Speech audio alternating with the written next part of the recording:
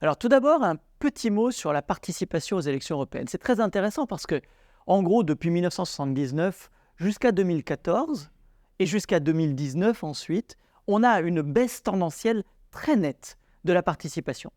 En 1979, ils sont 62% d'électeurs à se rendre aux urnes pour un Parlement relativement décoratif puisqu'il a très peu de pouvoir. En 2014, après le traité de Lisbonne, de Maastricht, après toutes ces augmentations de pouvoir du Parlement européen, en revanche, ils sont à peine 42% en moyenne dans l'Union européenne. Et quand je dis 42%, c'est une moyenne. Vous avez des pays dans lesquels on descend à 12, voire 15%, par exemple les pays d'Europe centrale comme la Slovaquie ou la République tchèque. Pourquoi ? Pourquoi est-ce qu'il y a une telle baisse de participation ? Eh bien, il y a plusieurs raisons à ça. D'abord parce que c'est une participation moyenne. Et donc, progressivement, on est sur des tailles de plus en plus grandes de l'Union européenne, et en particulier l'incorporation, après 2004, de pays dans lesquels la pratique démocratique du vote n'est pas toujours très, très bien ancrée. Ça, c'est la première chose. La deuxième, c'est que les élections européennes sont souvent considérées comme des élections secondaires, aussi bien par la science politique que par les citoyens, et par les hommes et les femmes politiques des différents pays membres, qui considèrent le Parlement européen comme une maison de retraite pour vieille gloire passée, ou bien un endroit dans lequel on peut envoyer les exilés, les gens qu'on ne sait pas recaser, les gens qui ont perdu des élections, bref, des endroits dans lesquels on peut en fait ajuster les différents équilibres politiques nationaux, mais qui n'ont rien à voir avec la politique européenne. Puis la troisième raison, c'est qu'évidemment, pour les citoyens, c'est aussi quelque chose d'un peu difficile à comprendre, à voir. Qu'est-ce que c'est que ce Parlement ? À quoi il sert ? Les médias ne font pas toujours très bien leur travail. Et puis, les systèmes éducatifs ne font pas aussi toujours très bien leur travail, d'où aussi notre entreprise ensemble. Les élections au Parlement européen sont très intéressantes à suivre. Pourquoi ? Parce qu'on y voit en fait le socle politique de l'Europe. Pas simplement des pays membres de l'Union européenne, mais de l'Europe. C'est-à-dire que, par exemple, depuis les années 1960, mais a fortiori depuis 1979, l'élection directe au Parlement européen, on voit très clairement les assemblées, que ce soit les assemblées dans les pays membres ou bien les assemblées au Parlement européen, qui sont dominées par deux grandes familles politiques, les chrétiens-démocrates et les sociaux-démocrates. Donc ça se décline en parti social-démocrate, en parti socialiste, ça c'est pour la famille des sociaux-démocrates, en parti chrétien-démocrate, en parti conservateur, en parti de centre-droit, UDF, RPR par exemple, en France pendant fort longtemps.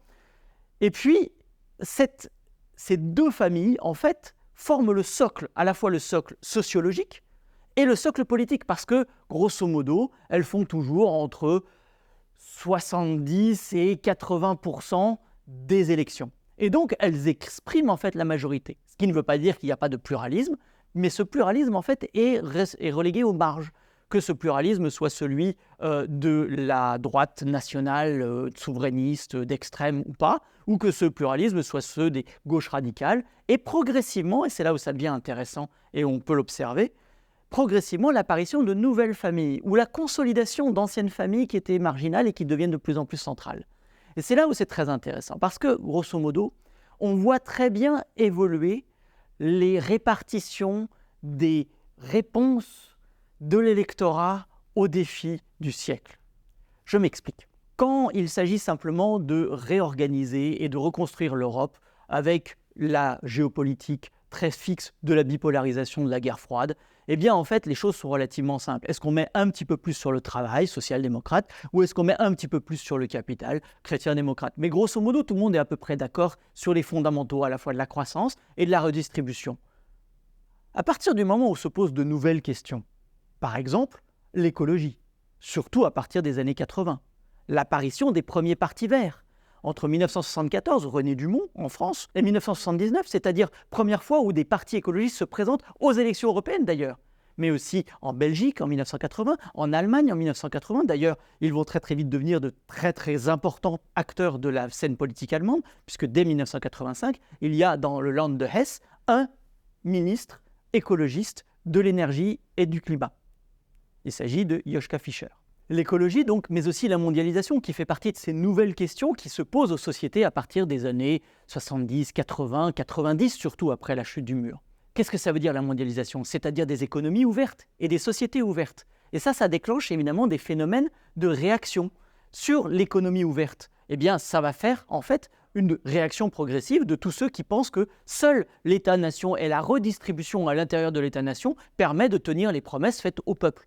Et c'est le début, progressivement, de la concurrence entre la social-démocratie, qui ne sait plus trop exactement à quoi répondre, et une gauche plus radicale, dont on va voir par exemple l'émergence en Grèce en 2015 avec Alexis Tsipras. Ça peut être aussi, et de l'autre côté, les sociétés ouvertes. Et les sociétés ouvertes, c'est un véritable défi aussi pour les chrétiens démocrates. Société ouverte, ça veut dire évidemment non seulement l'affirmation du droit des femmes, mais aussi la protection de leurs droits, la défense des droits des migrants, la défense de l'état de droit. Et tout cela pose un certain nombre de sujets, surtout lorsque l'on rentre dans une forme de géopolitique un peu conflictuelle, par exemple avec le terrorisme d'inspiration islamiste, qui pose évidemment un certain nombre de réactions culturelles chez nous. Et donc on se retrouve avec des gens ou des forces politiques qui s'opposent à la mondialisation et donc à la société ouverte, les guerres de culture, le refus du wokisme, tout ça en fait nourrit aussi un certain nombre de mouvements. Et ces mouvements apparaissent et ils posent un certain nombre de problèmes, par exemple aux chrétiens démocrates qui se voient débordés par des formes beaucoup plus radicales ou nationales ou souverainistes d'expression de la volonté du peuple. Et progressivement, on voit ces familles politiques centrales qui étaient le social-démocrate et les chrétiens démocrates se sentent en fait soit se rétrécir un peu, et jusqu'en 2019, ils sont toujours au cœur du Parlement européen, mais de moins en moins dominants, et à partir de 2019, ils ne sont plus dominants ensemble. Il faut absolument une troisième force d'appoint. Et puis on voit aussi l'évolution et l'apparition, donc comme je disais, de nouvelles familles politiques, les Verts, les libéraux centristes, mais aussi libéraux démocrates, qu'on voit en fait compléter aussi, avec les Verts d'ailleurs, les majorités dites pro-européennes au Parlement européen avec les deux autres grands partis, mais aussi à la gauche, donc comme je disais, une gauche plus radicale, et à la droite, des familles politiques de droite, soit extrêmes, soit simplement radicales eurosceptiques, qui ne sont pas nécessairement d'accord sur tout, et puis d'autres qui sont plus libérales sur la société, comme le Parti de la Liberté de Geert Wilders aux Pays-Bas, qui est farouchement anti-musulman et qui est farouchement anti-européen, mais qui défend, ou qui prétend en tout cas défendre, les équilibres politiques à l'intérieur des Pays-Bas, en particulier les droits des femmes et les droits des homosexuels. Tout cela fait en sorte que nous avons en fait une galaxie de différentes extrêmes, de différentes droites radicales, nationales, souverainistes, qui sont organisées au Parlement européen en deux groupes. Le Parlement européen permet de voir en fait toutes ces évolutions historiques et comment les forces politiques arrivent au niveau national et au niveau européen à former, à se consolider et à former de nouvelles polarités qui n'existaient pas nécessairement dans les années 50 et qui aujourd'hui dominent notre espace politique. Et on le voit d'autant mieux lorsqu'on regarde le Parlement européen et ses évolutions depuis 1979.